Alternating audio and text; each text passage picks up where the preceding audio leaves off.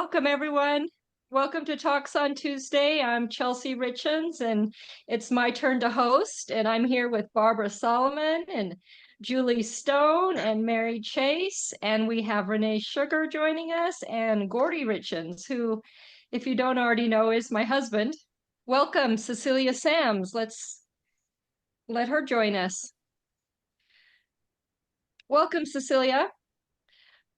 So today's topic is a little slice out of my own life about how do I keep my center, through times of chaos and such.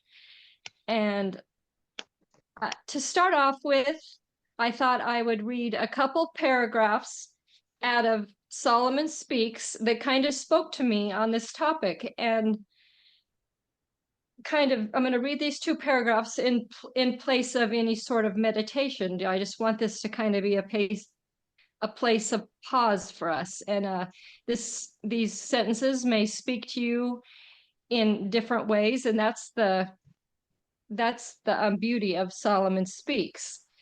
And a lot of us here are familiar with Solomon Speaks. It's a book by Dr. Eric Pearl and Frederick Ponslov, and a lot of us here are familiar with reconnective healing.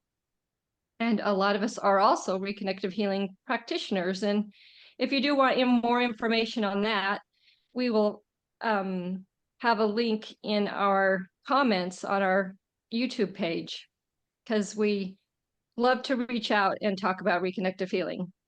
Welcome, Louis Therese. Thank you for joining us today.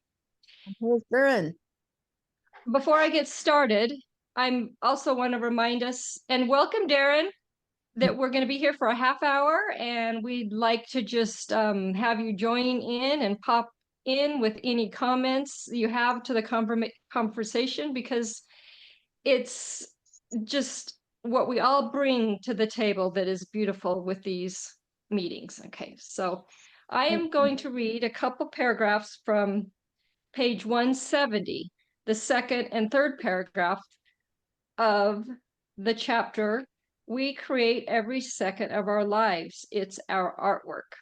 It's in the chat. I'm just putting it in the chat for you all so you can follow along. Okay, great. As we continue onward in this quest of yours, you need to center yourself in a different way than you have previously. You must ground yourself in a different kind of base, where the strength comes through the bottom of your life. It comes through you and out. You need to give yourself the time to develop this. If there has been conflict in your life, you need to create space around it. You need more space. You really are in control of that. But it has to start with your inner peace first. It can't be addressed to the environment. It has to have your foundation in there first. You must embody that kind of peace, and then it will communicate. You can't fix the shadow. You have to stand up, and the shadow will stand up. I really love these couple paragraphs, and I've been kind of dealing a lot over the last couple of weeks with my mother. Well, it's so great to see your face, Darren. But I spent a couple of days with her recently, and she's a dry alcoholic right now, but it's as if she's continually drinking the way her brain works. And I've really realized that now. It's just dry, sober, or drunk. It's this really kind of the same person that really flies off the handle at moments' notices, makes half a second decisions that are like life changing, and on and on. But I really find it hard because there's also my sister in the situation. And because I was the caretaker of my grandfather and self-appointed caretaker of my grandfather of the family, and my sister, who honored that in me, wants to be the self-appointed caretaker of our mother. And so in a lot of ways, I am not really the decision maker and am more of a third wheel, so to say, and it causes problems sometimes. But also, I find, and this kind of may seem like a weird complaint, but I do feel centered most of my life, and I know who I am. I know what's real. I thank God for reconnective healing in my life. But in a lot of ways, I'm the one with the positive outlook, and that causes issues. Whereas my sister takes everything much more personally, and I really find myself struggling to help her, even though it's something I kind of just have to watch from the outset. Do you guys kind of understand what I mean? Oh yeah, Um, totally. so it's like, how do we keep our center? And it was funny talking with Barbara and Julie and Mary yesterday. It's like that phrase is such a misnomer because we don't keep our center. What I am is what I am.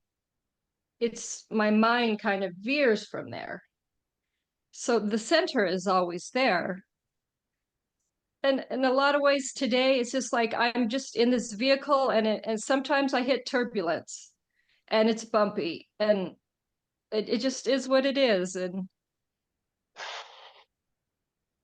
sometimes I just go through it with the help of friends. How do you guys kind of navigate through life when it comes to keeping clear on what you know is true and letting the rest move through and up and out?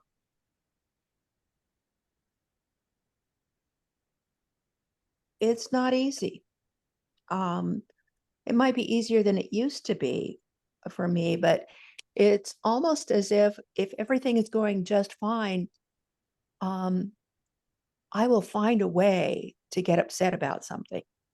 Um, the other day, I was having an imaginary conversation in my head with my brother, and I got mad at him because I was picking up the conversation. What are you doing? You're making stuff up to be upset about. It's as bad as turning on the news. And I don't know what that's about. And, certainly there are things in life that are upsetting, or people are not acting the way I think is wise or whatever. But I mean, it's like maybe I just need more disruptions in my life in order to learn from them. So I make them up. I don't know. It's crazy. Well, it's kind of like you're not in the presence, I think, is what when you go back. I know how that is. Yeah. Yeah. Um, I I can relate a lot to what Chelsea you said about your mom. You have a very difficult sister, um, and I believe through the help of, since I've been involved in reconnective healing, which has been like going on 4 years now, I think. It really helped me to find a balance. And for me, and this is just for me in my situation, I had to, I don't know how to put this. I had to be more present with myself and know what I needed and what I wanted, and was able to detach from the chaos that my sister brought into not just my life, but everybody in the family's life, and would continue to do so if I didn't do what was best for me, Mhm. you know. And what made me more at ease. So, see, I was not in ease with her in my life. So, you know, I don't talk to her, and it's sad, but I kept trying for so many years, and you know, it was like beating a dead horse in a sense. It was never going to change. She's not going to change. I think she has a mental, we all did think she has a mental issue problem, like, you know, mental illness, borderline personality, but she's not diagnosed or anything. So anyway, I do find now I'm so much more at peace, and have so much more space, kind of empty space, and not the clutter. Uh, you know, kind of like, what's this month Solomon Speaks that we're on? No cluttering, no complicating. It's about clearing. About clearing, and I feel kind of like I've done a lot of clearing, you know, and it feels good. You know, I can't, not always like that. You know, I can't say, you know, whoa, I'm just this cool, really person with, you know, no, not at all. But yeah, that's what came to me. So I think part of it is allowing others the path they're on. yeah, And there's nothing I can do about it. I can love them, avoid them, but I cannot change them. They are going to do what they are going to do. And if I try to change them, it's just going to cause more ripples in the water. I completely agree. I completely agree. The what I like to do is, yes, I accept that I cannot change them, but I can change the subject. I can change the topic. I can find a new activity for all of us to do, something to physically get into a different space. I like to do things like that. I also like to find something beautiful about that person who is having a bad day, and talk about it or share about it. Or it's like, oh, I appreciate that. Oh my goodness, isn't that nice? You look so beautiful. I love the way you did this today, or whatever. I like to find something soft to bring into the conversation if it is going in a way that is not comfortable. So that's what I like to do. And I know I saw Darren's mouth moving, but your mic was off. So I know you had something to share earlier. So I would love to hear what that is. First, Darren, you wrote to us about your name and how you like to have it pronounced. And I need to hear it from you. Oh, I was muted. How about that? I'm doing this on my phone, which I've never successfully had a Zoom chat on my phone. So you can hear me now, right? yeah, Okay. It's Doreen. You're in. Okay. in. Oh. But I do answer to Darren because it happens and it's totally okay. But I just thought if we're going to be spending, time together, I might as well let you know. So yeah, Doreen. No, I just was thinking, while Cecilia was speaking, that it may be today that I love that you guys are sharing all this, because I'm having a little experience myself, somebody. And everything that you've all said is perfect. So I don't even know how to add to it at the moment, but we'll see.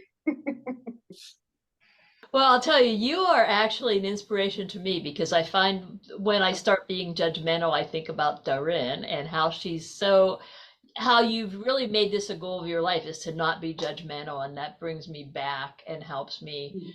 And just a couple weeks ago, I really was struggling, Chelsea, with what you were going through, not with a family member, but with somebody else who I'm unintentionally close with in my life. And yeah, it was hard. The one thing that helped me, and I love your idea, Cecilia, about thinking of something that's beautiful and positive about that person or that situation, because that's a really good step to help get there.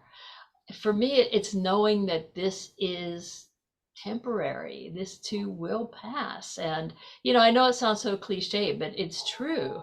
And just reminding myself, it's okay, if I'm away from my center, if I'm not like there, I get back, or I was able to get back kind of temporarily, but it didn't feel solid. And then just boom, one day something happened, a little comment, and it got me back. But when you're not, it hurts. I mean, it really hurts to be out, because you know better, you don't have to be there. And for me, that ease of just saying, it's okay, I will get back, I know I can. Yeah, I found that helpful. And these other suggestions are really good too. And I love, again, what you said, Cecilia, and Darren, I love your just stepping away from that judgment. That's a great thing to carry also. So Well, One thing often, I wanted to point out was sometimes it's a fine line between, especially with the dry drunk kind of stuff. And if you're in the presence of someone where you feel like you're always going to be walking on eggshells because of the way the receivership is designed, and you know that at any moment you might unintentionally say something, they're triggered, they don't have a healthy way of receiving themselves when they're triggered, and then it ends up being painful. That's that is, kind of what I'm looking at. And so, but yeah, at the same time, there we do have these friendships and relationships we want to continue to have. So sometimes it's time to just step away and no more relationship. Yeah. Yeah. Yeah. Yeah, I can relate to that. That's Just in the definitely- midst of it.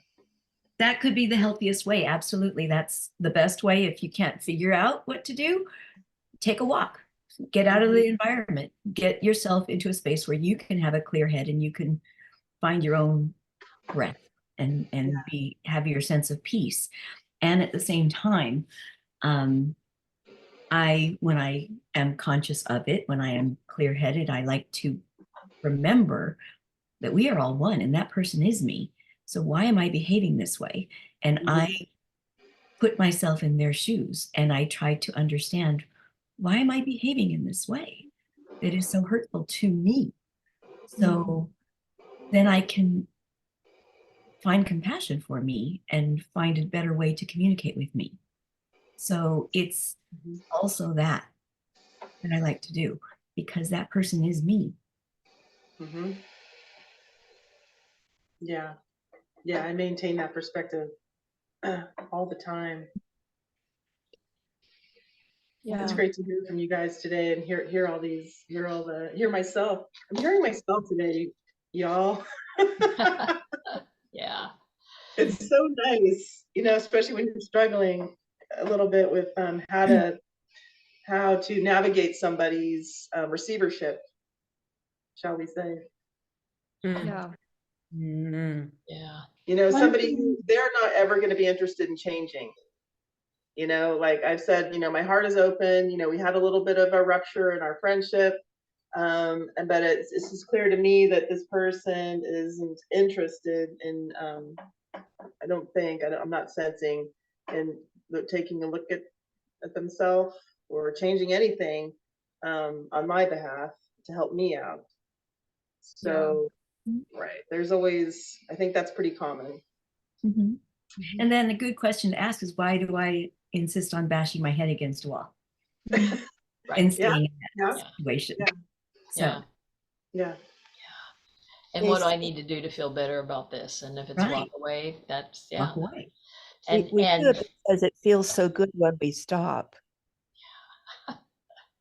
When we stop bashing our heads, it's like it's a nice release.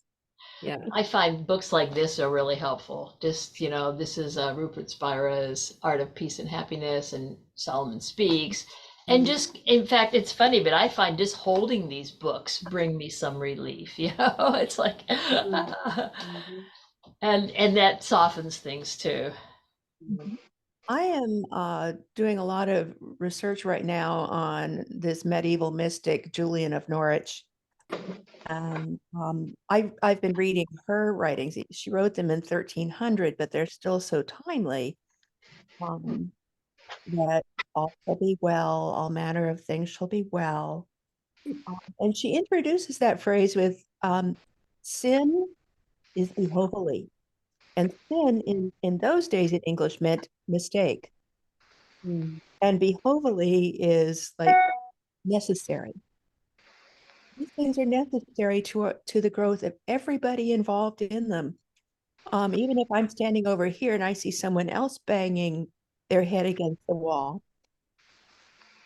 I mean, I don't know what I can do about it, but it's their mistake, it's their necessity in order to learn that it feels better when it stops. Mm. And Julian of Norwich for me right now is my candle in the darkness. Mm. So, and I'm actually headed to England at the end of March to go to where she lived, and It's so we end up writing about that next. Hmm. Maybe you knew her in a past life somehow. Maybe I like medieval. I've always been drawn to that, despite Yeah. plagues and persecutions. There's just something I kind of feel homey with. Yeah. I always Yeah. find it interesting how I don't know if this is too much of a tangent, but when I see people, currently in this lifetime get very interested in a historical figure, like super interested, and they're writing about this person and they're, on TV about this person, they're doing television shows, series. I always think there's got to be a tie there, Yeah. somewhere with that specific person. Mhm. Some connection, yeah. Well, and getting back to what you're saying, Mary, we're all here to experience different things. I mean, if life was constantly smooth, it'd get a little boring, I think. And so, we need that contrast, as Abraham Hicks calls it, to kind of move forward and figure some of this stuff out. Yeah. Yeah. If we're not uncomfortable, we're not learning anything. Yep. There's Yeah. no evolution. Yeah. Yeah. Yeah. One thing that I think is very valuable is that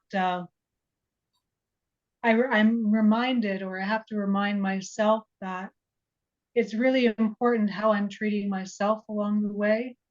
So if I'm being impatient with myself, then that impatience is going to be reflected in how other people respond to me. Mhm. So I have to take it back to let it begin with me. And having grown up as a child with an alcoholic parent, it was so confusing and so chaotic and so unpredictable most of the time. And I think that I came to a place that was so deep within myself that I didn't know how to emerge.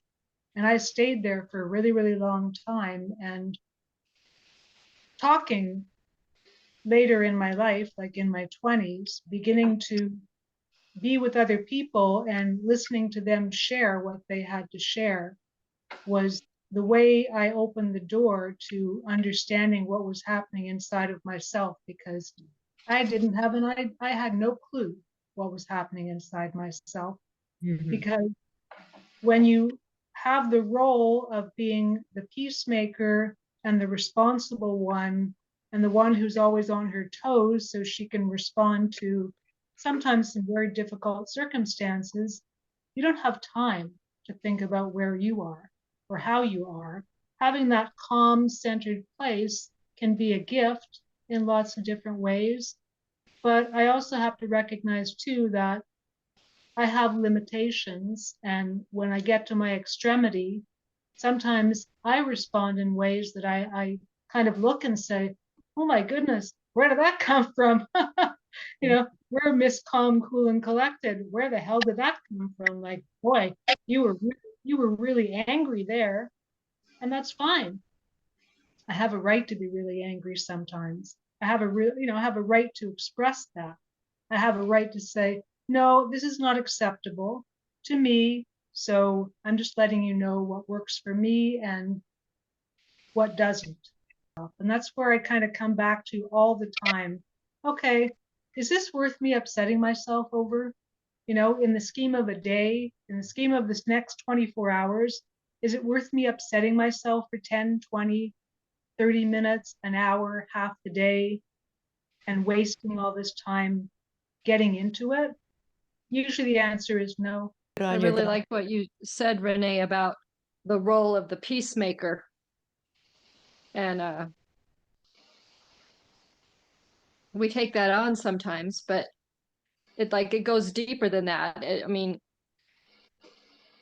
to cause the peace in the outside world to come into being real kind of is out of our control. It's just what is the peace on the inside. Thank you for joining us all today. Thank you, everyone. Thank you. Great conversation. We'll see you guys next week. Thank you so much. Bye. Bye-bye. You're welcome.